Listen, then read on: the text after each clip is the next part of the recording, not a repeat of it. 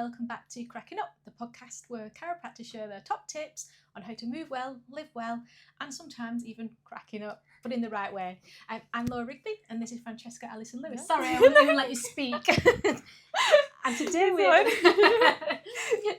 going to deep dive into the transition from summer holidays and being nice and relaxed, but moving more to autumn, where we have probably a little bit more of a sedentary lifestyle, short of a few nice autumn walks, but a lot busier with our schedules. Mm-hmm. So, Francesca. Yeah, so now the flip-flops are getting put back in the wardrobe, the alarm clocks are going off, we're going back to work, we're transitioning back into this busy period of time. We've just enjoyed our vacations, and now it's time to put all the bikinis and stuff away. No. Now it's work clothes. So today we're going to be more focusing on basically going back into work, school life, and how our top tips to help you through this. Yeah, I think so, because I think you don't really realise the change in your routine, and then you may end up with a few maybe like aches, pains or niggles. I mean, it's painful enough setting your alarm, isn't it, for 6-7 o'clock in the morning when you've been enjoying lying. Yeah. Especially if you're a parent. So we're just going to try and just talk a few things to kind of like break yourself in gently, back to getting back into routine, and also like physically what that means for you as well. We spoke earlier in the year about your gait and the movement of your feet when you're wearing flip-flops and less support, but now we're moving into different kind of footwear, different types of clothing again, and how that might affect your body. So first of all, let's talk about transitioning back into routine and what that means for you. So Francesca, I think really we covered it, moving from being nice and relaxed, enjoying maybe the occasional lie-in or two, to setting your alarm, being stressed, taking the kids back to school, all of that, or going back to work and carrying heavy bags. So tell us what you found. So I think let's start basic. I think the most important thing that we could do is making the transition smooth. So actually getting a week ahead of going back to school, back to work as well. So setting up your kids' bedtime routine, setting up yourself more the week before. So earlier bedtimes, if that means just more of a routine going back and forward.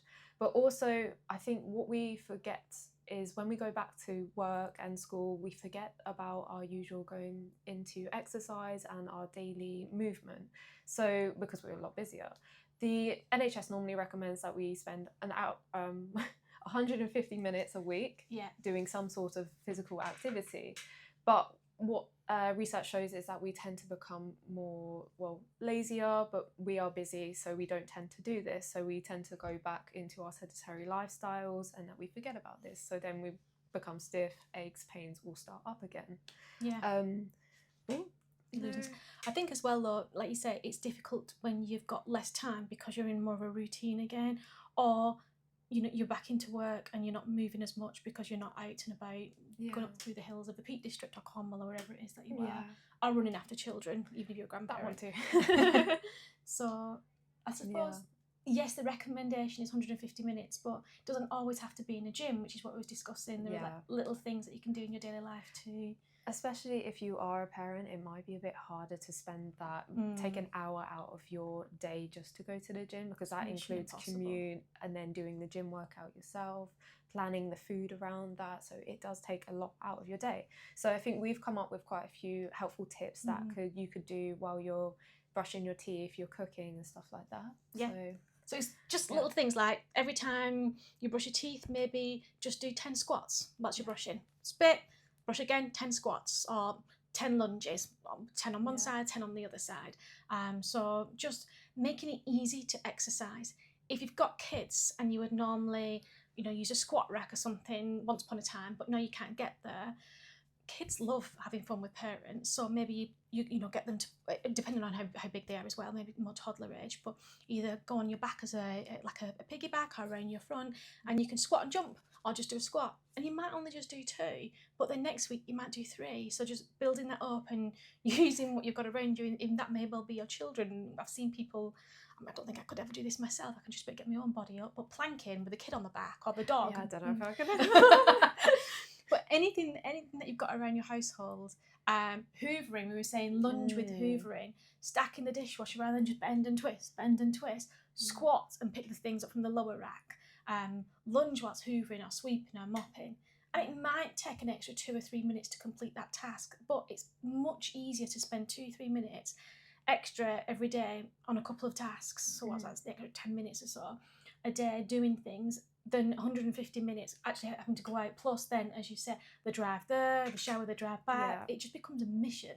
When it becomes a mission, it doesn't get done. So you want to try and make exercise as easy as possible. And that's what we've been thinking of, things that are much more realistic and will get done, and then will actually become a routine and a habit as well. Yeah, and you can use that, into throughout your life as well, into older age. I think that's important as well. No, we call them like movement snacks is what we call them. So I like in clinic, when I give patients, their morning routine is, before they even get out of bed, is just knee tucks as well. It warms up the spine and stuff. So it's these small movements, that snacks that you can do in your daily living, and posturally as well. So we spoke about pelvic tilt, shoulder rolls before.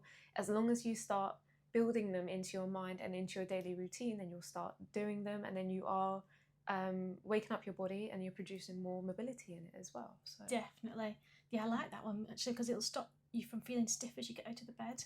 A lot of people, first few steps. I just remembered as well, if you work from home and you still need a printer, rather than have the printer next to you, put the printer in another room, or just making sure that, we said there's software now that can close your phone down, or your own computer down every X amount of minutes or hours, which will force you to get up and do something. Certainly if they're the kind of person that once you're in the zone, you totally forget, and you could be sitting there for 3, 4, 5, 6 hours or something without moving. And that's great for mindset, but not so great for your body, and you end up feeling that afterwards. So just being mindful.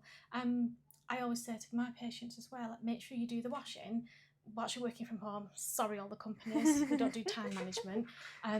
But just, do a bit of work, go downstairs, put the washing in, do a bit of work. When the washing's finished, take it out, hang it, go and do the printers downstairs, and just keep making sure you've got an excuse to move every hour or so.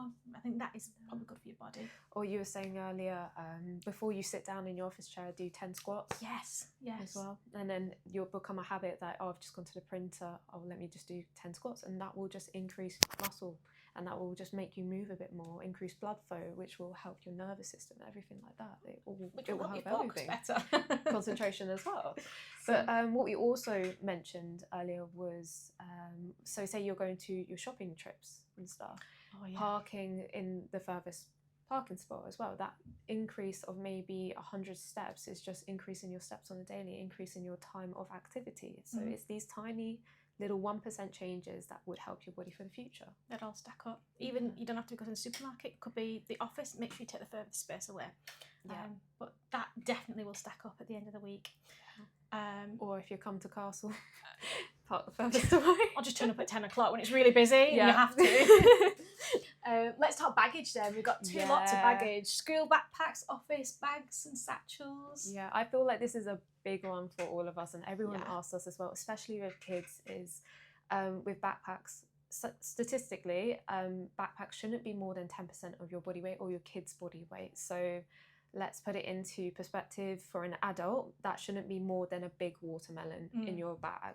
So we tend to, as we get older, go to handbags and satchels, but also kids like to wear one straps on their backpack because it's cool, and they also tend to go on to handbags very early, depending if you're the popular girl or anything like that.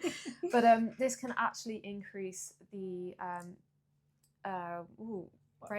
risk of scoliosis as well, because if you're increasing on one side and putting that pressure on one side, then it's going to naturally just draw you down as well, and increase the pressure on your spine, especially when you're growing. And then you would notice that there'll be a change of the heel as well. There'll be a cut wedge on the side that they are putting their bag on. So I think if you've got growing kids, I would say probably 12, 13, 14 in particular there. They're the ones that generally carry the bag on one side. Just keep an eye on their backs. Once upon a time, nurses used to come in and check your backs, but not these days. So just check when they're in the swimwear or walking around after the shower, just so you can just check their spine and see if it still looks straight, or if they're kind of starting to curve off to one side. That's also the case for like one-sided sport, particularly like hockey or ice hockey. Skateboarding. Anything particularly where you're leaning down. Golf was another one with twisting. I get a lot of my patients who've got this are usually girls that play hockey, so just also be mindful of that, which was complete tangent. It's nothing about bags. No, but we're talking scoliosis, and it's scoliosis bone. So also though, not just that, what I did, it wasn't usually the handbag until I was probably about 15, 16, but it was carrying my backpack. I don't think it's trendy to do this anymore, but on the lowest setting, so it's somewhere around your bottom rather than up around your back and your shoulders. It was just release off the shoulders because it was a heavy backpack. So I know that I would just release it off and then it would sag below the hip waist. So the perfect backpack for a child or kid, teenager, anything should be double strapped, comfortable on the shoulders. If there's padding on the shoulders, even better, because then if there is a heavy weight, then it's more supported, and not sagging below the hip at all. And not, there was some research done about using, I don't think kids do this anymore, but like, or certainly not in this country, but using the trolleys. But if you use the trolley, I think I've said this before, it will also extend and rotate your spine. So if you're holding on one side, there's another thing, if you travel a lot or you're cabin crew, just pulling the trolley behind you. If you've got a trolley, 4 wheels, bring it next to you, not the 2-wheel ones, so another excuse to go shopping. But not this business. Bringing it around you like that, carrying it at the side. So I think that's good for backpacks for kids and everything. But let's talk about more office wear or even just your everyday handbag, satchels. I think one for satchels, especially if it is unavoidable, especially for office workers, and then maybe rotate every 10 to 15 minutes on what side you're wearing it on. Yeah, because or even just one day your right shoulder, one day your left, because I know if you're on the tube. Holding or crossbody. Yeah, crossbody, perfect as well, because then it evens out the weight and the distribution of it. Yeah. Because what we also saw is that think about holding, you wouldn't hold a dumbbell on one side for half an hour and that would just increase you down. It doesn't make sense. So evening out the wear and the weight makes more sense. The same with shopping bags. You wouldn't have all your shopping on one side, you'd even it out. Totally. A farmer's carry's bad enough as far as I'm concerned. I think you've spoken a few times actually, not just about that, but like a bag declutter as well. I love a bag detox. So I think you can agree as well. I do this all the time. I just shove the next stuff that I'm doing in that day into my bag. Haven't taken out stuff that I needed the day before or even the week before. So I think it's really important to do a bag detox every day. I think you spoke about that you rotate your handbags and stuff. I rotate my bags as well. So then I'm taking out the stuff that I do need for the next day and put it into that new bag. Another thing is always being prepared. So I like to do my bag the day before, also gets me ready for the morning, and it doesn't make me overthink or time management wise go, oh, what do I need? Looking around when I've already done it. That makes me do the bag detox and then I'm prepared for my next day. Yeah. So it's really important, bag detoxing, love it. I think women are probably worse than men for this in particular. Again, probably more mums as well, because you usually find that you've got 3 boxes of paracetamol, 25 nappies, several bags of nappy bags, wipes, yogurts and shoes didn't need extra bags and that have not been taken out. So I think that one in particular. But then as a female, I love handbags and my thing, so I will usually empty everything into my handbag and put it away at the end of the day. And I've got one of those little, those bags that you can get where you just kind of put your essentials in, and I just take that from one bag to another.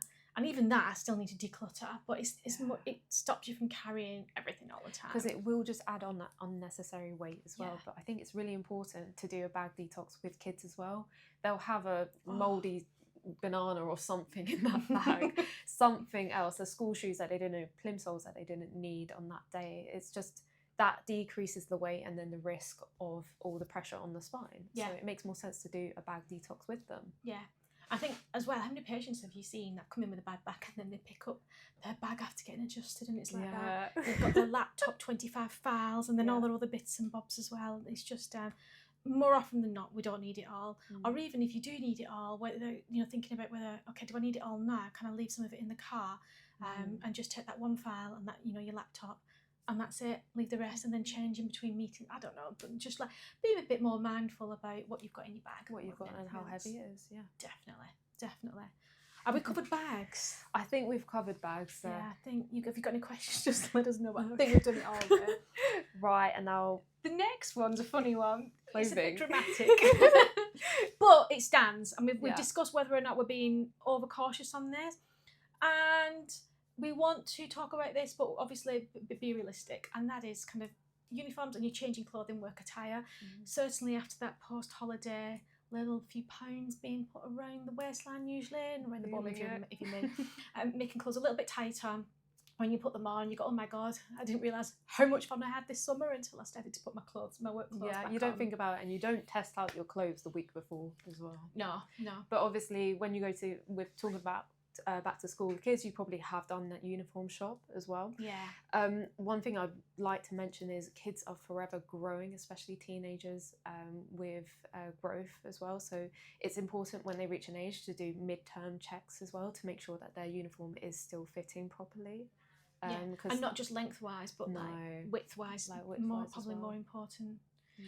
And probably, certainly more if you're wearing trousers, and probably more for boys because their shoulders are going to get broader, so their shirts are going to be tighter, restricting their movement. Filling the shoulders in as well. Yeah. But I think it's important with around the waist that if you have a tighter waistband or the clothes are tight, then you are more likely to slouch, to kind of like ease it off a bit, off the pressure. Yeah. Because then you won't sit up nice and straight because you feel like you're suffocating. Yeah.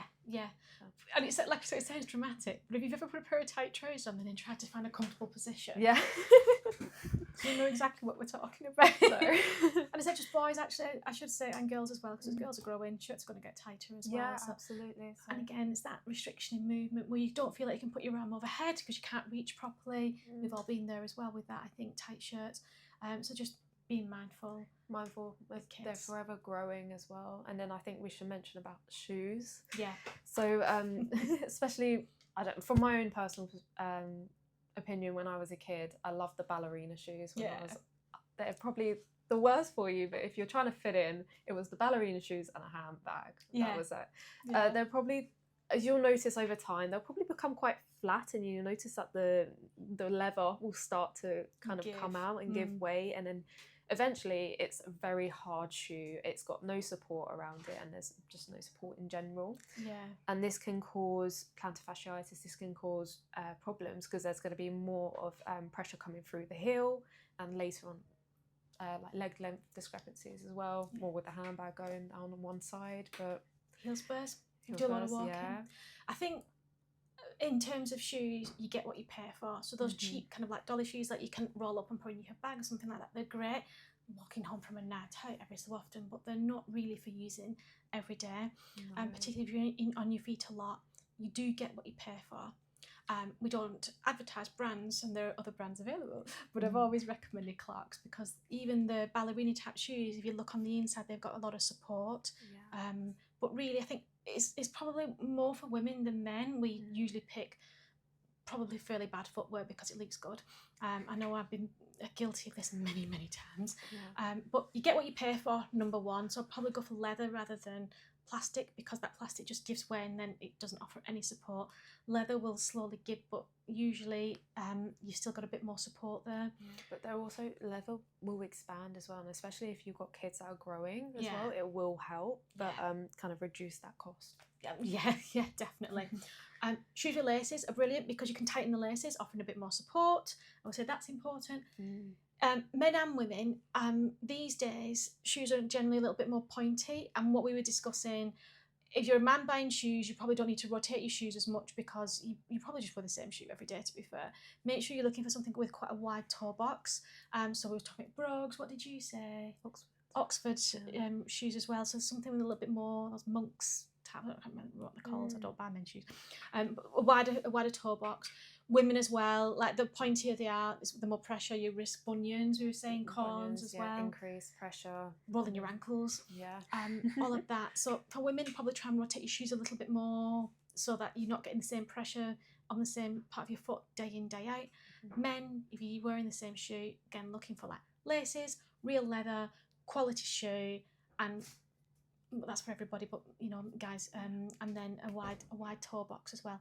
Not the sexiest looking shoe sometimes, but I think that's getting more fashionable, and there are more brands that are doing that style of shoe as well now. But yeah, I like brogues. They look quite cool, certainly in the autumn.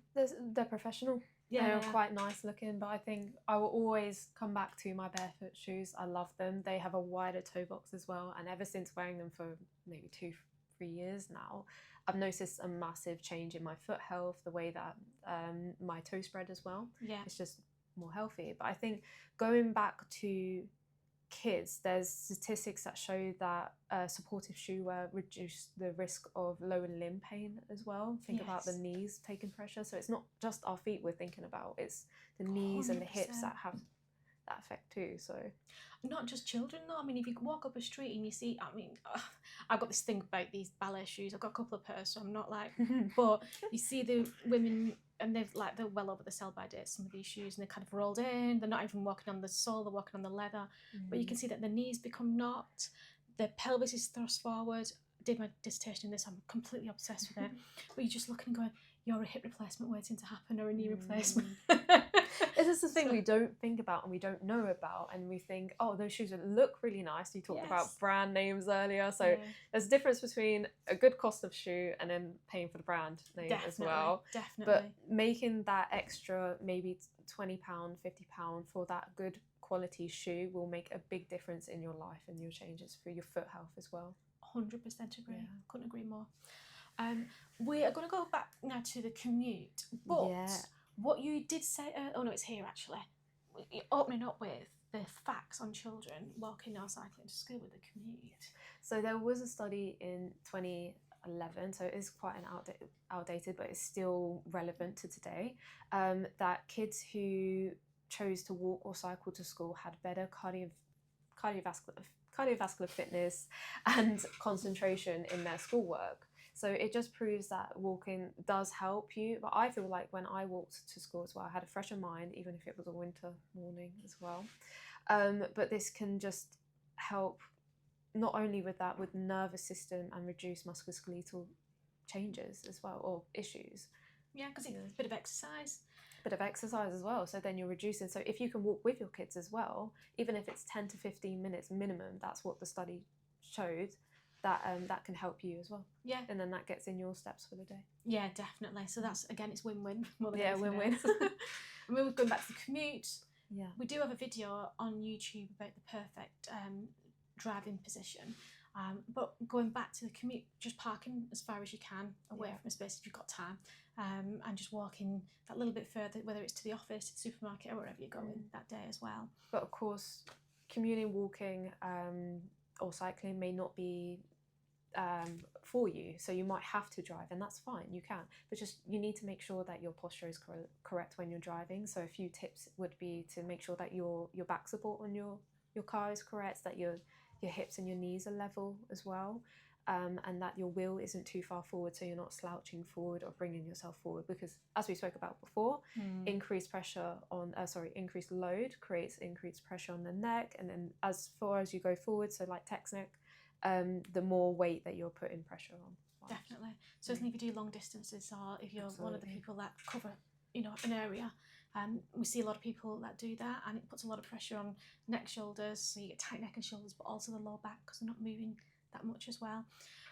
If you're one of these people, it is really, really important that you do carve out time to, I would say probably do strength training more than anything else, because sitting in like that position all day long, so your legs are in at like 90-degree angles, your arms are forward, it weakens your back of your shoulders, so it increases the load in your neck and therefore your pressure, but also you lose a lot of your core, the front part gets tight, and then your bum gets weak. So like this is an absolute classic for like back injuries and neck and shoulder problems, and we do see a lot of people who unfortunately do this, and it's a great job, usually it's a lot of fun, but it's a lot of pressure on the body. If you are one of those people and you're staying in hotels, try and find a hotel that's got a gym, and go and use the gym, even if it's swimming. Okay, go and do a bit of swimming, but try and unravel all the damage that you've done that day. If you think about, you say you do 2,000 miles a week or something, 1,000 miles a week, that's a hell of a lot of sitting, a hell of a lot of driving. So you've got to try and unravel 1,000 miles a week worth of damage to your body or sitting. Now, that doesn't mean you've got to do 1,000 laps in the pool or anything like that, but just kind of like, okay, fine, I've been sitting all day for 7-8 hours. If you're a desk worker, same thing. I need to spend, a good half an hour unravelling. And that could be before bed, just doing a few stretches, or even in bed, or when you're cooking at the kitchen, or if you're waiting for something to heat up, doing a few lunges. Marching on the spot. Stretching out if you can. If you're stuck in traffic, just, hula hooping your hips, or, just bringing your arms up if you can do, if your handbrake's on, of course. So just making sure that your body is moving as much as it can, rather than getting stiff and still, and we spoke about creep deformity, I think it's in the last video, and so you don't exhibit creep deformity more than anything else. But I think you also mentioned about gyms. There might be some offices now are implementing gyms, but also free gym memberships. So double check with your office or insurance-wise what they are helping you with, because more offices now are getting better for healthcare. So see if you can get a free gym membership or anything like that. If they can support your home desk chair, if you're some days in office, some days out at home, see if they can maybe give you some support on getting a really good quality desk chair. Because or even a high-low desk. I'd rather have a high-low desk and then a big Swiss ball, which is like cheap as chips, rather than a fancy desk chair. Because then you're using your core muscle sitting on the Swiss ball, but then you've got a desk that you can stand or you can bring down. Absolutely. I think that's probably money better spent than it. Absolutely. Then we've covered everything there, commute-wise and stationary-wise. There, I think we've done. I think so.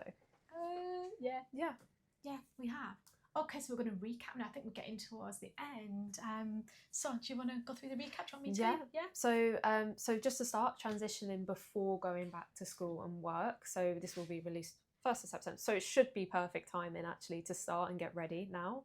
And then backpacks we spoke about, properly fitted, decreasing bag detox, perfect for everyone. And then avoiding satchels if you can. If you can't, rotating. Same with shopping bags, creating these healthy movement snacks throughout the day, making sure that these 1% changes will help your body for a lifetime. So it's about thinking about these healthy habits that you can implement and then put them in your daily if you can. Yeah, definitely.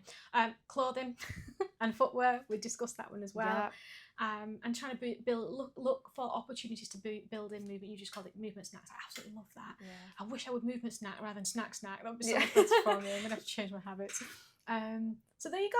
That's a chiropractor's view on how to transition to back to school, back to work, back to reality, and just try and make life a little bit easier rather than a baptism of fire come, I don't know what it is, 2nd, 3rd, whatever it is, of September, when all the kids go back and we all go back to work.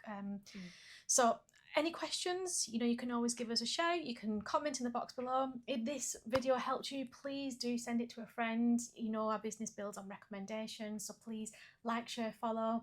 And if you've got any questions or anything that you want to say, drop it in the box below in the comments and we will endeavour to do a video on that next. Alrighty, thanks for watching. Bye for now.